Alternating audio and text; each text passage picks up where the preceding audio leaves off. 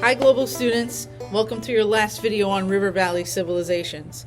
Today we're going to be talking about ancient China and the Yellow River Valley. Just like the other civilizations we have studied, cities are going to start to develop in ancient China along the banks of a river. The river in this case is called the Huanghe, or in English we say the Yellow River. Just like in those other civilizations we've studied, rivers are a blessing and they can also be a curse. It brings the blessings of trade, easy travel, agriculture, which is all necessary for a civilization to be successful. But it can also be a curse, and this is true in the case of the Yellow River. The Yellow River was often referred to as China's sorrow, because in many cases it would completely wipe out cities due to its unpredictable flooding. There are a few other geographic features in ancient China and the Yellow River Valley that will affect its development. The first is the Himalayan mountain range, which is to the southwest of China's modern border today. The Himalayas are a huge mountain range. To China's northern border, you have the Gobi Desert. Now, deserts and mountains are really difficult for humans to cross.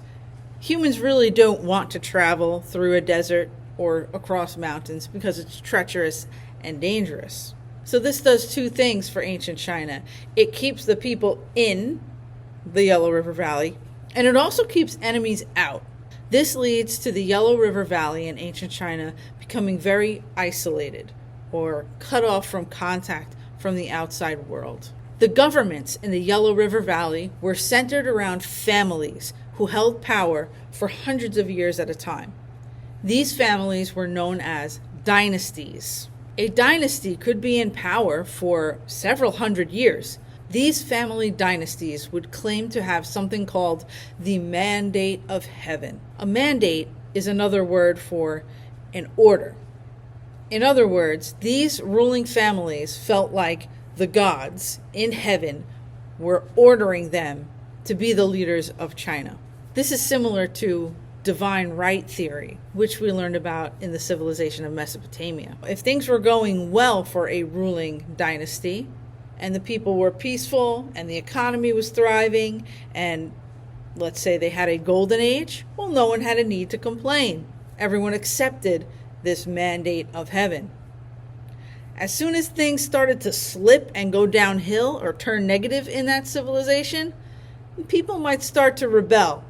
Maybe there were natural disasters that added to economic problems. That ruling family would start to get weak, and a new family could try to take over and become the new dynasty. If things started going poorly for a dynasty and they started to weaken, it was seen as them losing the mandate of heaven. The gods were taking away that order to rule and giving it to a new family. This pattern became a cycle. It's called the dynastic cycle. A dynasty would rise to power, things would go well, things would start to turn negative, the empire would weaken, and then a new family would take power again. And the cycle repeats itself. For many years, China was not actually one united empire. There was a time when China was made up of separate states that were constantly in conflict with each other and at war. This time period is known as the Warring States period. In the year 259 BCE, when a new dynasty, the Qin dynasty, took power, things started to change. The leader of the Qin dynasty, Shi Huangdi, was able to unify all of these separate states and make China into one big empire. Well, there are benefits to being a big empire. It definitely makes you stronger if you're a united empire. But Shi Huangdi's leadership came at a cost. Shi Huangdi was a proponent of legalism. Legalism is a way to run your government or your civilization that proposes that humans are by nature selfish and bad. Because they are selfish and bad, they need to have very strict rules and very harsh punishments for those people who do not abide by the rules. Shi Huangdi represented this by encouraging book burnings. If there were any works of literature that he did not agree with, let's just get rid of them. Any opponents or critics of Shi Huangdi would be killed. We do see a strengthening of the Chinese Empire under the Qin dynasty and Shi Huangdi, but it does come at that heavy cost. Shi Huangdi is also associated with the construction of one of the seven wonders of the ancient world, the Great Wall of China. During the Warring States period, there were many separate portions of the Great Wall of China that were built. Under Shi Huangdi, he orders that these separate pieces be united into one massive wall of protection on China's northern border. Soldiers were responsible for constructing this wall. Also, prisoners were ordered to build this wall. And it was dangerous. If you see pictures of the Great Wall of China, you see the terrain and the geography that it's built in. It's hilly and mountainous. It's dangerous. Many people died while constructing this wall. If you slipped and fell to your death, no one was going to get you. They were just going to build the wall right over you. There are many people who are buried beneath the wall. Well, fast forward to 1974.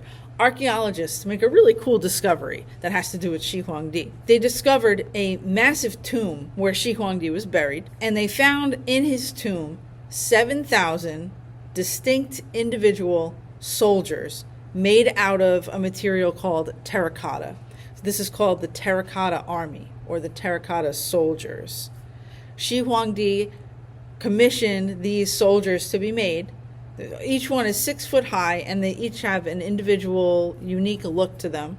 And they were buried with him. It kind of shows you what was important to Shi Huangdi. Now, according to the dynastic cycle, the Qin dynasty does eventually fall, and a new dynasty rises. This new dynasty is called the Han Dynasty. The most famous leader of the Han Dynasty is an emperor named Wu Di. Emperor Wu Di institutes something that is actually still used today, even in the United States. Instead of giving government positions to his friends and family members because they're friends and family, Wu Di institutes something called the civil service exams, or a civil service system. According to this system, you would take a test, and if you had the highest score on the test, then you were offered the government job. It was based on merit and not on favoritism or nepotism. Now, during the Han Dynasty, we experience another golden age. Congratulations, Han Dynasty. This is due to many factors. Although ancient China was fairly isolated because of its geography, there was a major global trade route that ran into the civilization.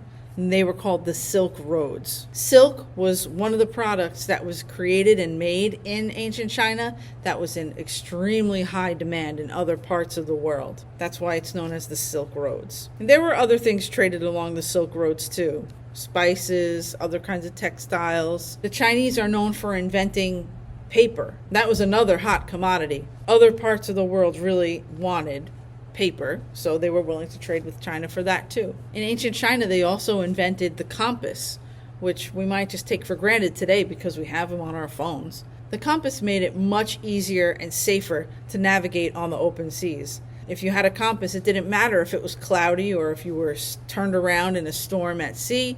You had your compass, so you knew which direction to go. China also developed a new type of ship that made it easier for them to travel and trade. This new ship had a central rudder that was easier to steer and had a flat bottom. This worked well for the Chinese. All of these things were contributing factors to their golden age. And we know that a golden age is a time of peace and prosperity.